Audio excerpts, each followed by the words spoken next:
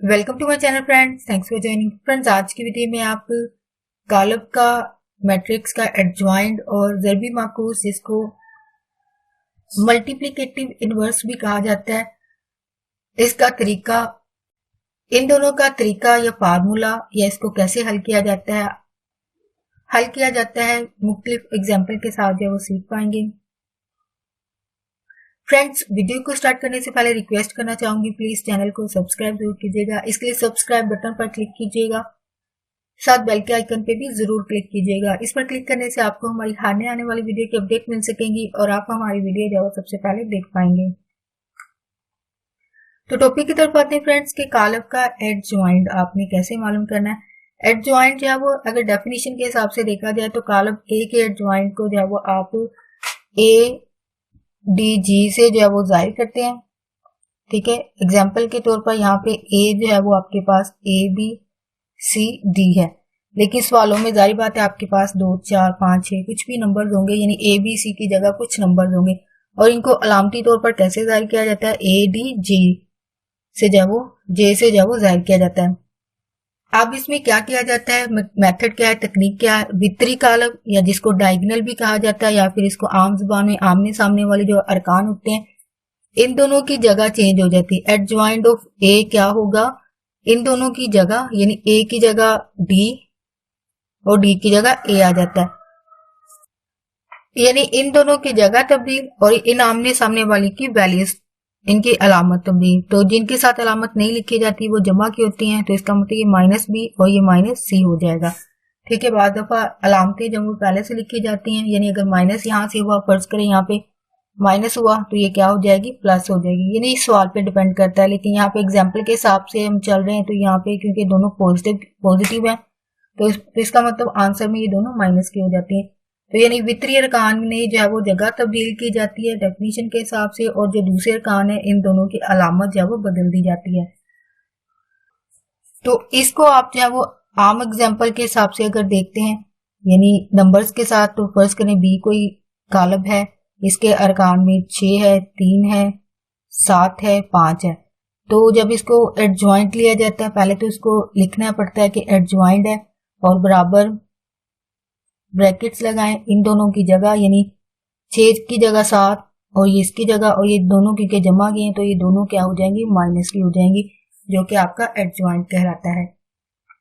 Next जो topic है, next ज़रबी माकूस यानी ए इनवर्स, यानी इसको अलामती तौर पर ऐसे लिखा जाता है, यानी मल्टीप्लिकेटिव इनवर्स कहा जाता है, या फिर अगर शॉर्ट बोलते हैं तो इनवर्स कह सकते हैं कि ए इनवर्स, और अलामती तौर पर इसको ए के साथ माइनस 1 लिख दिया जाता है और बराबर ये फार्मूला क्या होता है, एडजॉइंट और बट्टे में इसके क्या आएगा, ए का डिटर्मिनेंट या फिर मक्ता। यानी अगर आपने जो पहले मेथड सीखे हों वो 2 थे कि आपने एडजॉइंट कैसे मालूम करना है, तो जिनको एडजॉइंट का मेथड क्लियर नहीं होगा, ए का मक्ता या डिटर्मिनेंट का मेथड जिनको हल करना नहीं आता या समझ नहीं है, तो वो इनवर्स कभी मालूम नहीं कर सकेंगे। यानी इसको हल करने से, यानी आपके पिछली जो चीजें होती हैं वो आगे आने वाली जो एक्सरसाइज है या मेथड है उनके साथ कनेक्ट होती हैं, तो इसलिए पिछले कॉन्सेप्ट लाजमी क्लियर कीजिए। तो एडजॉइंट में आपने सीखा था कि वितरी या डायगोनल जो आमने सामने वाले अरकान होते हैं उनकी जगह तब्दील कर दी जाती है, और दूसरी तरफ के जो अरकान होते हैं उनकी अलामतें तब्दील कर दी जाती हैं। और ए मक्ते में आपने क्या करना होता है, आमने सामने के अरकान को ज़रब दे के माइनस करनी होती है, यानी ये दोनों मेथड होते हैं।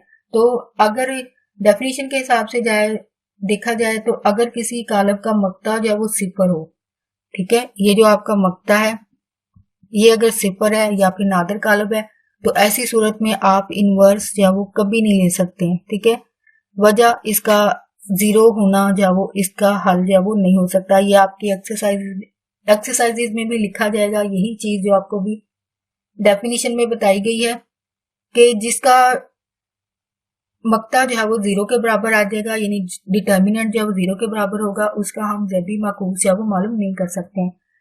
यानी हम इनवर्स जो है वो किसका मालूम कर सकते हैं, जिसका ए डिटर्मिनेंट जो है वो नॉट इक्वल टू 0 हो, यानी कोई नंबर होना चाहिए, यानी मक्ता बराबर कुछ भी आए, यानी 10 20 25 2 4, यानी इस तरह के नंबर आएंगे तभी आप इनवर्स ले सकते हैं। और आपको ये याद रखने की जरूरत होती है कि इनवर्स जो है वो बराबर क्या होता है, एडजॉइंट बटे ए का मक्ता। तो अब दोनों मेथड को देख लेते हैं। इनवर्स ए आपके पास फर्ज करें कोई नंबर है 1 2 3 4, ये मिसाल के तौर पर मैं लिख रही हूँ आपके लिए, यानी ए कोई सेट है आपके पास, वो है 1 1 2 3 और 4। तो आपने क्या करना है, ए इनवर्स मालूम करने के लिए आप तो मक्ता डिटर्मिनेंट आपको पता होना चाहिए, आपको मक्ता और डिटर्मिनेंट मालूम होना चाहिए, फिर एडजॉइंट। पहले आप मक्ता मालूम करेंगे। मक्ते में आमने सामने वाले जो अरकान होते हैं इनको आपने जरब देनी, यानी 1 और 4 है, यानी आपने आमने सामने के जो अरकान है 1 और 4 को जरब दी, दरमियान में कुलिये के हिसाब से माइनस आता है हमेशा। 2 और 3 है, 4 एक बार 4 माइनस 3 2 बार 6 है, तो इसका आंसर क्या आएगा -2, यानी ये जमा के 4 हैं, जमा के 4 गए तो -2 बचते हैं, तो ये इसका मक्ता होता है। इसी का आपने एडजॉइंट मालूम करना है, ठीक है। एडजॉइंट में इसी का एडजॉइंट में आपने क्या करना है, मेथड अगर आपको याद हो कि इन दोनों की जगह तब्दील, यानी 4 1 की जगह और 1 4 की जगह, और इसकी जगह -2 और ये -3 हो जाएगा, ठीक है। अब आते हैं मेन आपका जो फार्मूला वो है ए इनवर्स। ए इनवर्स बराबर क्या है, आपको फार्मूले के हिसाब से वन याद होना चाहिए, एडजॉइंट ऑफ ए और ए का ही मक्ता। तो एडजॉइंट आपका क्या है, 1 है, 2 है, 3 है, और सॉरी आंसर में आपके पास है 4 -2 -3 और 1 है, ठीक है। और बटे में आपके पास क्या आएगा, -2। अब इसका सोल्यूशन ये किया जाता है कि इस बटे वाली को साइड पे लिख दिया जाता है 1 बटा करके, हमेशा यही मेथड होता है। फिर बाद में क्या किया जाता है कि इनको, क्योंकि 1/2 जो है वो जितने अरकान होंगे सबके साथ जरब खाता है, तो वो आप जरब देंगे तो आपका फाइनल आंसर आता है। तो ये 4 को 1 2 से जरब दी, -2 को 1/2 से जरब दी, ये -3 को 1/2 से जरब दी, 1 को जरब 1/2 से दी गई, तो ये 4 2 बार 2 2 के साथ कैंसिल, यहाँ से 2 बचा, यहाँ से 1 बचा, यहाँ से -3/2 बचा, ठीक है। और यहाँ पे आपके पास 1/2, यानी 1 के साथ 1 जरब खा के 1/2 बनता है, और ये 3/2 बनते हैं, तो ये आपका फाइनल आंसर होगा। हो फ्रेंड्स, आपको ये कॉन्सेप्ट क्लियर हो गए हो, मेथड्स क्लियर हो गए हो, तो प्लीज अगर आपको कुछ सीखने को मिला तो मेरी वीडियो को लाइक और शेयर लाजमी कीजिएगा। आपका वीडियो देखने के लिए बहुत शुक्रिया।